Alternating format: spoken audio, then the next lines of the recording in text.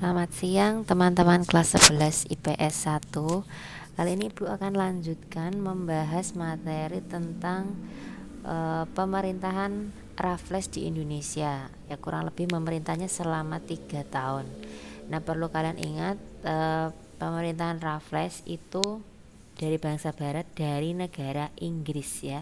Raffles ini mewakili Inggris hanya sekali datang ke Indonesia ya, jadi penting untuk kalian ingat.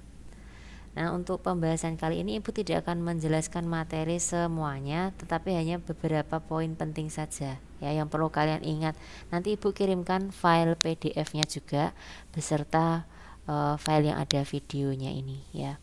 Yang pertama, kebijakan Raffles dalam bidang birokrasi dan pemerintahan. Ada 3 poin, tapi yang paling penting itu yang poin pertama, yaitu Pulau Jawa di Indonesia itu dibagi menjadi 16 keresidenan atau 16 prefektur ya.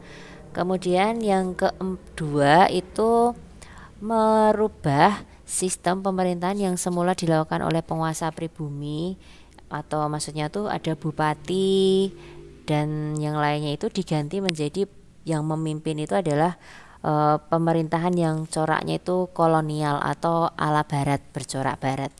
Kemudian yang ketiga, bupati atau penguasa pribumi dilepaskan kedudukannya yang mereka peroleh secara turun-temurun. Jadi yang tadinya itu seperti sebelum mereka datang, bangsa barat datang ya. Jadi kekuasaan itu diperoleh secara turun-temurun. Itu ketika Raffles ada, itu semuanya dilepaskan. Sehingga apa yang terjadi nanti, mereka akan protes, sehingga mereka nanti akan membenci Raffles. Siapa yang benci? Ya para bupati itu, karena kekuasaan mereka nanti akan dihilangkan.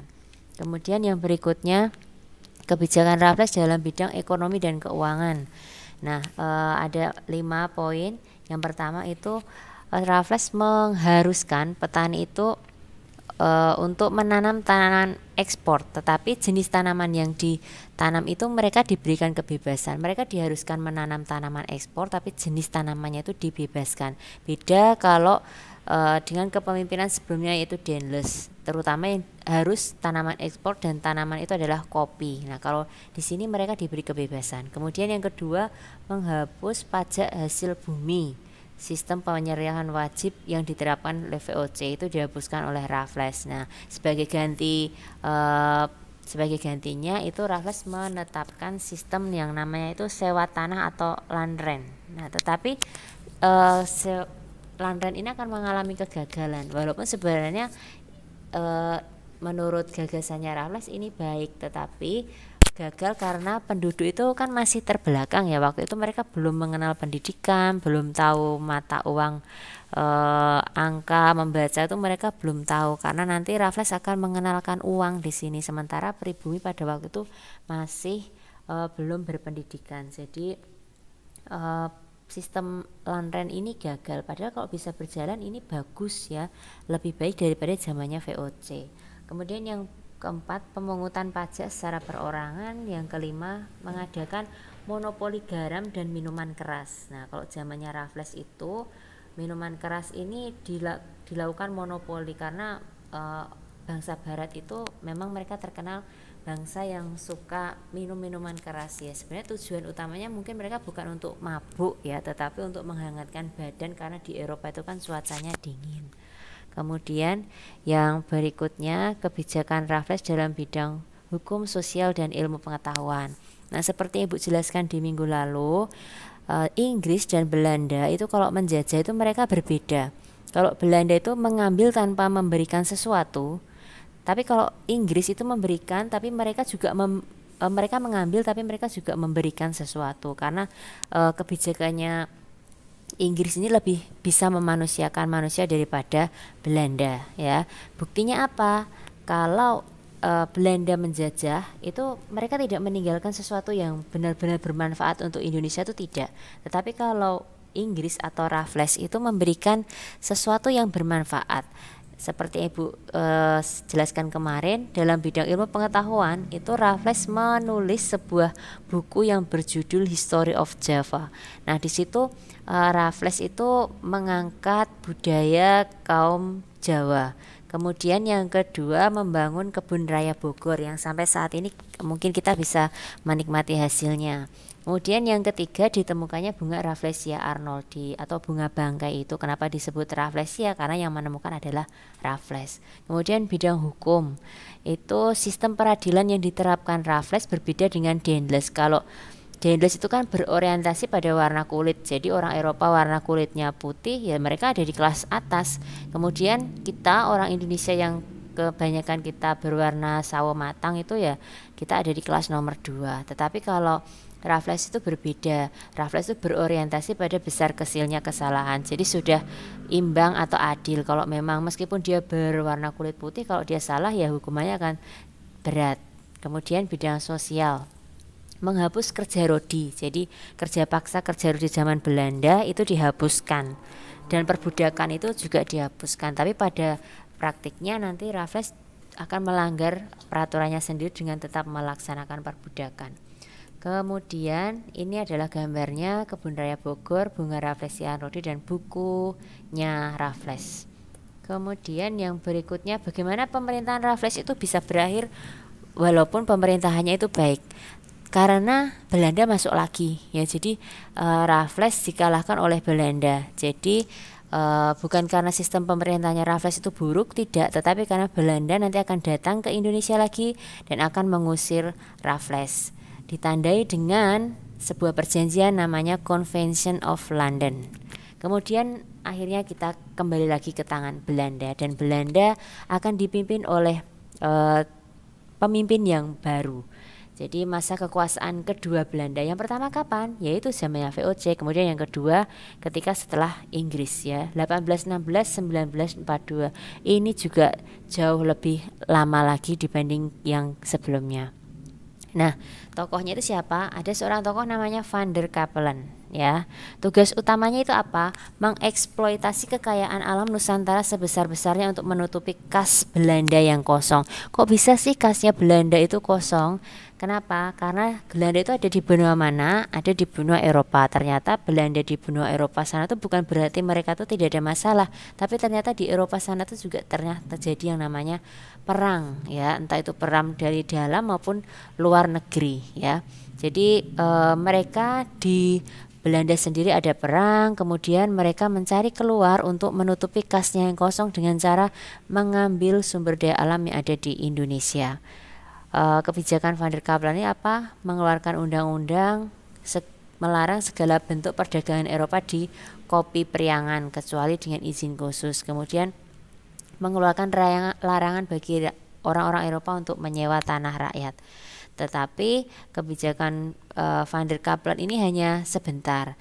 Nah, Van der Capellen ini nanti akan digantikan lagi oleh seorang tokoh. Nah, ini tokoh yang terkenal ya, nama adalah Van den Bosch ya. 1830-1870. Nah, ini Van den Bosch ini yang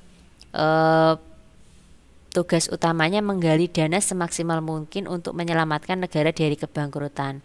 Nah, jadi Van den Bosch ini yang kalau misalkan dihitung-hitung itu ya, kekayaan bangsa Indonesia atau Nusantara pada waktu itu yang dibawa ke Belanda itu sangat banyak. Bahkan Belanda itu kalau bisa kita lihat sekarang, mereka negaranya banyak bangunan yang indah-indah seperti itu, sebenarnya itu adalah hasil dari zaman dulu ketika mereka menjajah Indonesia ya. Kemudian mereka juga ada itu era modern ya, mereka itu ada semacam merasa terima kasih gitu kepada Indonesia itu dengan cara mengambil salah satu nama tokoh pejuang wanita di Indonesia, namanya itu Kartini. Nah, di Belanda sana kalau kalian ke sana, di sana ada nama Jalan Kartini ya, karena mereka ya untuk salah satu ucapan terima kasih kepada bangsa Indonesia.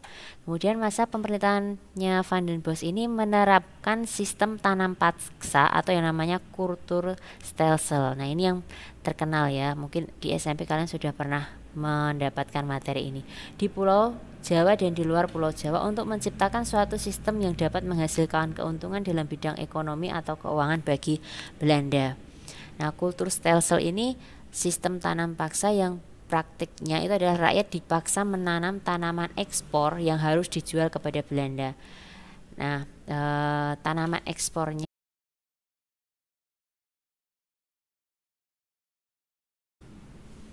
jenis tanaman ekspor itu ada apa saja? Ada cengkeh, ada kayu manis, kopi, teh, kemudian ada tembakau, ada tebu yang nanti akan menghasilkan gula. Nah, latar belakang sistem tanam paksa itu apa? Itu Belanda terlibat dalam peperangan di Eropa yang menghabiskan banyak dana, sehingga untuk menutupi kekurangannya itu makanya mereka ngambil dari Indonesia. Kemudian ada perang Diponegoro 1825 sampai 1830, dan itu perangnya 5 tahun. Nah, kalian bisa bayangkan kalau perang selama 5 tahun itu kan jelas sangat menghabiskan banyak biaya. Nah, perang Diponegoro ini belum kita pelajari. Setelah materi ini selesai baru kita akan membahas tentang perang Diponegoro dan perang-perang yang lainnya. Ada Cut Nyak Dien dan kawan-kawan itu ya. Kemudian yang ketiga, Perang Kemerdekaan Belgia yang diakhiri dengan pemisahan Belgia dari Belanda. Belgia, teman-teman, dulu itu adalah bagian dari Belanda. Nah, ternyata Belanda itu wilayahnya yang namanya Belgia itu pengen merdeka lepas dari Belanda. Nah, itu perang. Nah, perang untuk melawan Belgia ini juga membutuhkan biaya yang tidak sedikit. Nah, jadi ada 3 hal ini saja sudah menguras biaya yang cukup banyak. Kemudian kas negara Belanda kosong, hutangnya banyak, pemasukan uang dari penanam kopi tidak banyak, sehingga mereka membutuhkan biaya yang lebih untuk menutupi kas mereka. Nah, tanam paksa sendiri itu ada aturannya, yaitu mewajibkan setiap desa menyisihkan 20% tanahnya untuk ditanami komoditi ekspor. Padahal itu tanahnya siapa? Tanahnya rakyat Indonesia, tetapi yang ngatur-ngatur Belanda. Itu namanya tanam paksa. Terus rakyat tidak memiliki tanah, yang tidak memiliki tanah pertanian, mereka dipaksa untuk bekerja di tanah-tanah pertanian dan pabrik. Yang ketiga, waktu pengerjaan tanaman kultur stelsel tidak boleh melebihi waktu tanam padi. Jadi kalau tanam padi itu biasanya 4 sampai 5 bulan. Nah, tanaman yang mereka tanam tuh nggak boleh lebih dari waktu itu. Kenapa nggak boleh lebih dari waktu itu? Ya nanti para petani kalau kapan mereka akan punya sempat waktu menanam padi? Padahal padi itu kan makanan pokok mereka, ya nanti malah hasilnya banyak orang akan kelaparan. Yang keempat, kelebihan hasil produksi akan dikembalikan kepada rakyat. Kerusakan atau kerugian akibat gagal panen bukan karena kesalahan petani nanti akan menjadi tanggung jawab pemerintah. Nah, aturan-aturan ini sebenarnya diciptakan cukup baik ya, tetapi yang namanya aturan biasanya itu akan dilanggar. Nah, nanti benar aturan-aturan tanam paksa ini akan ada banyak penyimpangan. Nah, ini ada sedikit gambar-gambar tentang tanam paksa pada zaman Belanda. Nah, ini adalah penyimpangan tanam paksanya ya. Perjanjian penyediaan tanah dilakukan dengan paksaan. Tanah yang digunakan lebih dari 1/5 bagian, padahal tadi kan tidak. Kemudian pengerjaan tanah untuk tanam paksa melebihi waktu tanam padi ya, padahal tadi nggak boleh ya. Tanah tersebut masih terkena pajak. Kelebihan hasil panen yang seharusnya tadi diberikan kepada rakyat tidak diberikan kepada petani. Kegagalan panen menjadi tanggung jawab petani, padahal tadi akan menjadi tanggung jawab pemerintah. Buruh dijadikan tenaga paksaan tanpa dibayar ya. Kemudian ada yang terakhir, ada yang namanya kultur prosenten. Itu adalah hadiah kepada kepala pelaksana tanam paksa. Waktu itu adalah kepala desa. Jadi kepala desa itu semacam mereka tuh disuruh menjadi mandor dan mereka akan diberikan persenan atau prosenten ya. Jadi secara tidak langsung Belanda itu menyuap kepala desa. Nah, apa akibat tanam paksa ya? Akibat tanam paksa yang pertama untuk Belanda jelas positif karena meningkatkan hasil tanaman ekspor dari negeri jajahan dan dijual di Belanda di pasaran Eropa dengan harga yang tinggi ya. Kita kan terkenal dengan yang namanya emas hitam atau pala itu ya, karena itu sangat berguna bagi orang-orang Eropa. Kemudian yang kedua, perusahaan pelayaran Belanda mendapatkan keuntungan besar. Itu jelas karena untuk mengangkut barang-barang itu waktu itu masih menggunakan kapal. Jadi pelabuhan-pelabuhan di Belanda itu mereka mendapatkan keuntungan yang besar. Yang ketiga, pabrik-pabrik gula dikembangkan oleh pengusaha Belanda karena keuntungannya besar. Nah, sebagai contoh pabrik-pabrik gula yang peninggalan Belanda itu ya, kalau di Klaten itu ada Gundang Winangun, kemudian kalau ada Madukismo. Nah, itu adalah pabrik gula peninggalan Belanda. Jadi pada waktu itu sangat besar ya. Kemudian bagi Indonesia, nah kalau akibat bagi Indonesia jelas nilainya negatif ya, kemiskinan, penderitaan secara fisik maupun psikis itu menjadi berkepanjangan, beban pajak dan lain-lain ya. Jumlah penduduk di Indonesia juga menurun. Kenapa ya? Karena mereka banyak yang meninggal kelaparan itu tadi, karena waktu tanam padi itu hilang karena dipakai untuk menanam tanaman paksa, jadi mereka tidak bisa panen.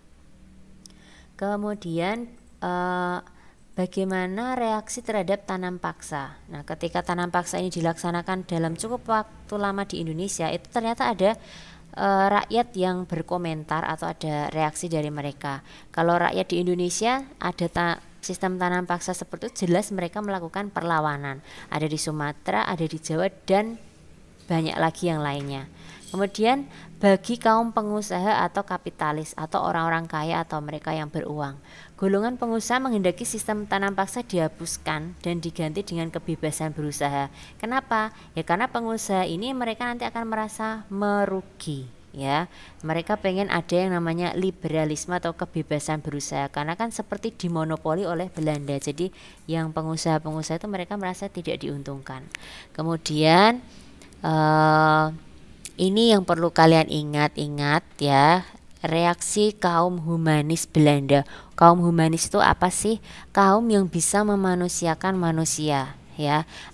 Ini adalah orang Belanda, dua tokoh Belanda namanya Baron van Hövell dan Edward Douwes Dekker. Nah, kalian perlu ingat-ingat yang poin B ya. Ini nanti akan kita bawa sampai pertemuan berikutnya. Douwes Dekker ya, ini terkenal sekali. Nah, Douwes Dekker ini adalah seorang Belanda yang tinggal di Indonesia, dan dia itu orang Belanda tapi membenci tindakan orang-orang Belanda yang menjajah ya. Dia memprotes tanam paksa itu dengan cara dia menulis sebuah buku ya. Judul bukunya itu adalah Max Havelaar. Nah, nama Douwes Dekker itu di penulisnya itu disamarkan menjadi namanya Multatuli, atau Multatuli itu dalam bahasa Indonesianya artinya adalah saya menderita. Nah, jadi dia itu orang Belanda yang membenci orang Belanda yang melakukan penjajahan. Ternyata orang Belanda tidak semuanya jahat. Contohnya ada dua orang ini, terutama Douwes Dekker ini, yang melakukan kritik terhadap pemerintahan Belanda. Kemudian tahun 1870 tanam paksa akibat tulisannya Douwes Dekker tadi, tanam paksa dihapuskan, dikeluarkan diganti dengan undang-undang agraria dan undang-undang gula, yang tujuannya adalah melindungi hak petani dari pengusaha atau pemodal asing. Kan tadi setelah tanam paksa itu hilang, keluar yang namanya liberalisme. Jadi nanti para pengusaha itu akan datang ke Indonesia. Kemudian yang berikutnya kita akan membahas tentang kebijakan politik pintu terbuka. Latar belakangnya apa? Yang pertama, pelaksanaan tanam paksa memberi keuntungan yang besar kepada Belanda, tetapi menimbulkan penderitaan bagi rakyat pribumi. Jadi tanam paksa yang memberatkan rakyat itu nanti akan dihapuskan. Kemudian yang kedua, berkembangnya paham liberalisme. Nah, yang perlu kalian ingat-ingat adalah paham liberalisme. Liberalisme itu paham kebebasan. Karena ibu ngajar sejarah Indonesia, ibu tidak mengajarkan paham liberalisme ini ya. Ini akan kalian pelajari dengan Pak Kisworo di sejarah peminatan. Ada paham liberalisme, ada komunis nanti ya di materinya Pak Kis. Berkembang di Eropa. Kemudian kemenangan Partai Liberal di Belanda. Jadi semuanya serba liberal. Mereka mengunggulkan yang namanya kebebasan. Nah, kemudian dampak dari munculnya kebebasan itu tadi apa? Muncul sebuah gagasan yang namanya politik terbuka. Jadi semuanya serba bebas atau politik pintu terbuka. Dibangun fasilitas perhubungan dan irigasi dan lain sebagainya ini ya. Kemudian setelah itu ada yang namanya politik etis. Politik etis.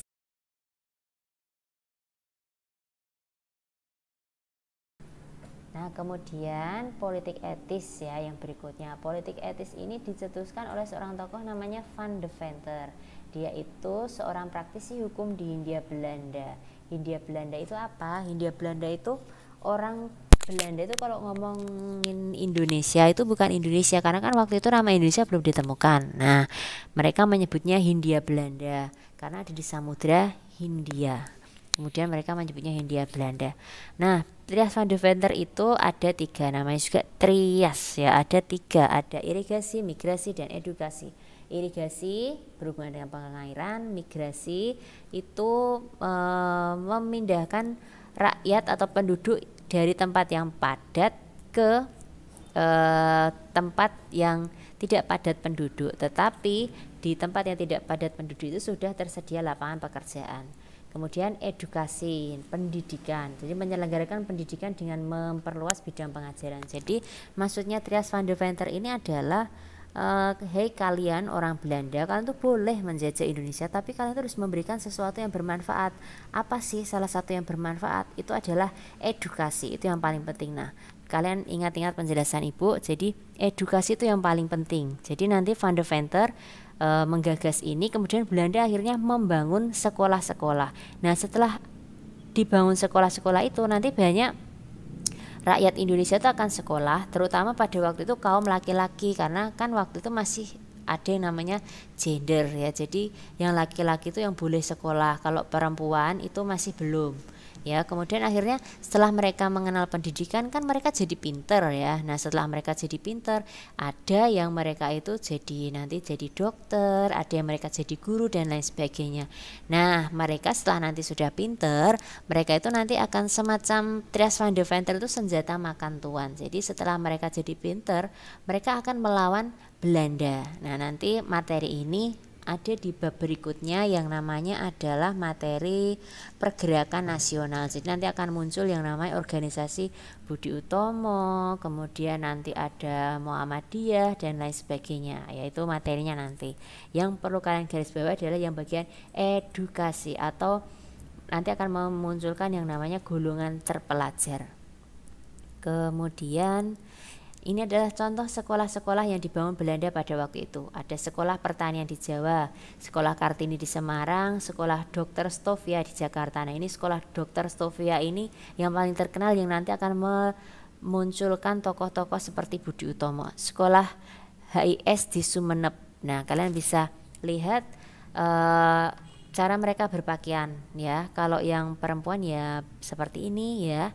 Terus ada yang pakai kebaya dan lain-lain. Nah, kalau yang laki-laki mereka pakai lurik, tapi ada yang pakai dasi, terus ada pakai jas. Nah, ini adalah apa namanya ya kalau di antropologi itu akulturasi ya. Jadi mereka kebarat-baratan ya, pakai lurik tapi atasnya pakai dasi dan pakai jas gitu. Kemudian penyimpangan politik etis. Nah, semua hal yang baik aturan masih ada penyimpangannya. Kalau irigasi apa? Kan tadi pengairannya itu kan seharusnya ke seluruh tanahnya masyarakat, tapi tidak. Ternyata pengairannya hanya dialirkan ke tanah-tanah perkebunan bukan milik rakyat. Migrasi keluar Pulau Jawa ternyata ditujukan ke perkebunan milik swasta dan pengusaha Belanda, dan mereka dijadikan kuli. Padahal tadinya mereka mau disuruh bekerja untuk dibukakan lapangan pekerjaan yang baru. Kemudian edukasi itu diadakan 2 jenis pendidikan. Seharusnya kan yang namanya edukasi kan merata ya untuk siapa saja, tapi tidak. Kalau mereka untuk anak pegawai, bangsawan dan orang mampu itu mereka boleh mendapatkan bahasa Belanda, tapi kalau tidak mereka nggak boleh belajar bahasa Belanda, karena pada waktu itu bahasa Belanda itu yang utama, bukan bahasa Indonesia atau Melayu pada waktu itu. Nah, ini ada contoh sekolah Trias Van Deventer. Nah, teman-teman, kalian lihat foto-foto ini ya. Ini adalah foto-foto pemuda-pemuda pada waktu itu yang setelah mereka memperoleh pendidikan ya. Dan mereka nanti yang akan menjadi pelopor pergerakan nasional. Nah, karena tidak meratanya pendidikan mengakibatkan munculnya pendirian sekolah-sekolah yang dipelopori oleh kaum pribumi. Contohnya ada Taman Siswa, ada Muhammadiyah, ada Kartini. Nah, Taman Siswa, Muhammadiyah, Kartini ini adalah 3 contoh sekolah yang sampai saat ini masih eksis keberadaannya ya. Hasil dari program pendidikan melahirkan golongan cendekiawan yang akan memperjuangkan Indonesia dalam pergerakan nasional. Contohnya ada Dr. Sutomo dan lain-lain. Oke teman-teman, terima kasih. Sekian presentasi Ibu. Semoga ini bisa membantu kalian untuk menghadapi ulangan minggu depan. Terima kasih.